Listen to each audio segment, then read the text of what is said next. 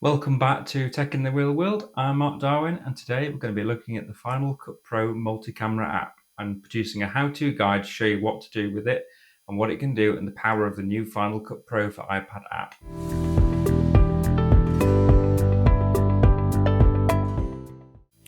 So when Apple launched the new iPad M4, they also launched the Final Cut Camera app, which now enables you to use an iPad with 4 iPhones or iPads connected to the master iPad as such, all wirelessly, and you can record in 4K 60, 4K 30 and stream it across to the master iPad, which I'm using here as an iPad mini.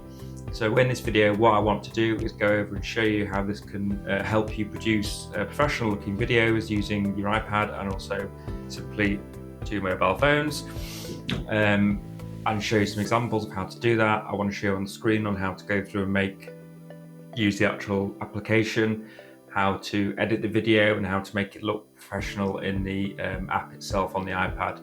So I'm using an iPad mini here, which is the A17 Pro chip in it. So the Final Cut camera app only works on the M-powered iPads and the A17 Pro iPad mini. So if you've got any other iPad without the M chip in it or the A17 chip, it won't work. So this review is not going to apply to you. But even if you've got an M1 iPad lying around, an iPad Air, anything, it will work on that iPad and will give you good results. So I'll get into the review, show you how to work it, and we'll show you some screenshots and everything how to go. Thank you. Okay, let's get started with this tutorial on how to use the Final Cut Pro multi-camera app.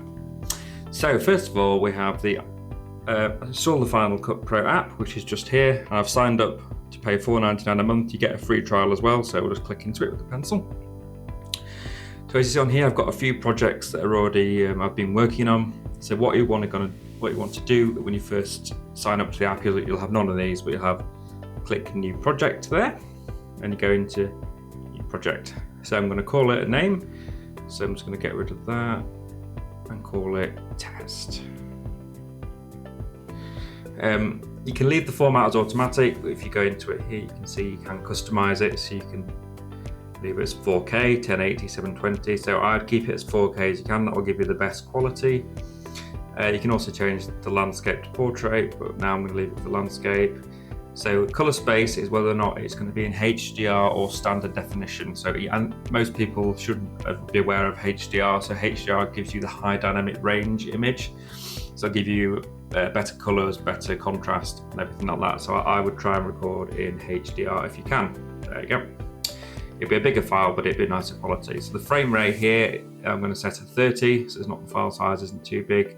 And location, so you can store the footage on your iPad, or you can plug in an external hard drive like this one to the iPad and use it and record to that. So you go on there and choose location if you're going to do that. But for now, we're going to leave it on the iPad because I've got enough memory on here, and then click continue.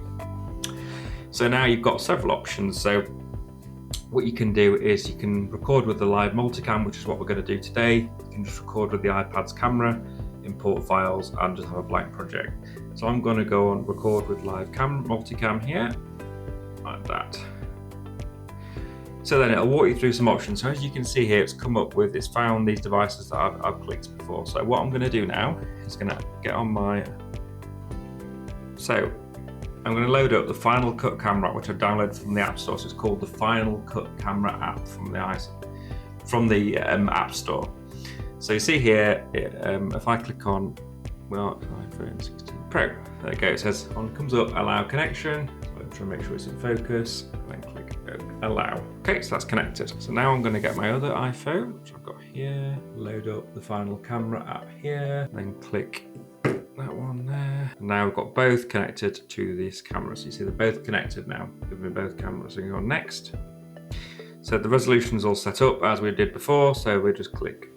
So one of the things to mention on here is there is an option for Apple ProRes. So unless you're aware of what that is, I would leave it. So basically it'll give you professional quality footage to store on recording, which is what professional video recorders use, but it would give you enormous file sizes. So just for everyday use, I wouldn't use it. Again, you can change the everything here if you want to, but that's fine. Set it to anyone can start recording, so any phone or the iPad can start recording. And then camera indicators are available on there, so it tells you on each display what time's left. So then we click done. So now what I've got here, look, I've chosen to use both the cameras on here as multi-cameras. So you can see I've got both cameras displaying on the iPad what I can see out the window or over here, exactly. So now you've got a full multi-camera 4K 30 recording setup. So now you can go along and press record on. So what I'll do is I'll set these phones up on tripods and we'll record a project, and I'll show you how to do that. So I am now recording in multi-camera setup on Final Cut Pro. So I have my iPhone 16 Pro here in front of me on the front facing camera. I can see the angles here.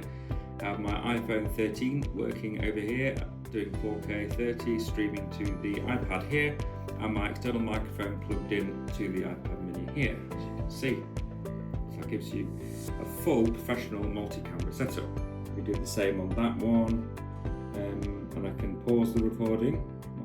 So if I stand up over here, as you can see, well, there's probably a better angle actually on the other camera, so now I can maximise this screen. As you can see, is an empty chair. I can change the lighting conditions, so I can mess around with the white balance, make it warmer, just leave it on fixed.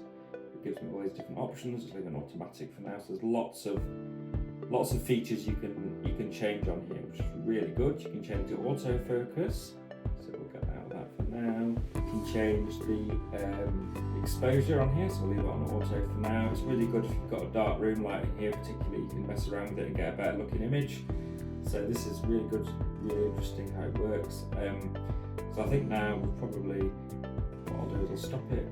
So the beauty of the iPhone is the portability of it now. So I've now just literally moved it over to the window here. I'm now recording with my back on the other camera. So I could have this pointing down at the desk, for example, like so. I can be showing you the Apple Pencil over here, like so. Now I can be talking into the other camera while I'm showing you something else over here. As you can see, my hand is there. I can be showing you my Apple Watch or anything else. It's really useful for content creation because I can now do one thing over here and the other thing over here. So now I've got two iPhones set up on this. It's really good. So as you can see, if we go over here, I've got the recording time remaining up here on how much memory you've got left on the battery on each device. That's really useful. So what I'll do now is I'll stop the project. So we're going to the stop button just here. Look, you can stop and start it as many times as you want. So now I'm recording this back on my SLR camera as normal. So what we'll do is, so we've finished the camera clips now here. So we've finished our project. So we click on done. And what it will do, if it hasn't done it already, which it has imported all the footage into what your project media section here. So you can shrink that down. Right, okay, so we don't want it too small, so I'm going to drag some footage to the timeline. So the first thing to do, well, you can see actually just here, look, I don't know if you make sure, I'm sure you can see on the camera, it is currently downloading the footage here and here onto the iPad from these other two devices over there. So what we'll have to do now is pretty quick. So that one's finished, that one's just finishing off there, and there we go. So now it's downloaded all the footage from the other two devices which I've been using. So I can now drag this one. For all of you who have not used Final Cut Pro before, which is probably a lot of users out there, I will do I could do a full tutorial on how to use it on the iPad at some point, but I'm just kind of showing you the multi-camera angle here, so I'm not going to go into too many of the features on the effects, and I'm going to make a very basic timeline. So the timeline, for anyone who doesn't know, is where you actually make your videos. So you essentially put all your clips on there and put it together, put your effects in if you want to do it, which I'll do a full review on and full how-to guide later on. So let's drag the first. So we hold the Apple Pencil. The Apple Pencil is really useful for using on Final Cut actually. We'll allow that down here. Drag it onto our timeline. So we've got our first clip on here that we've recorded.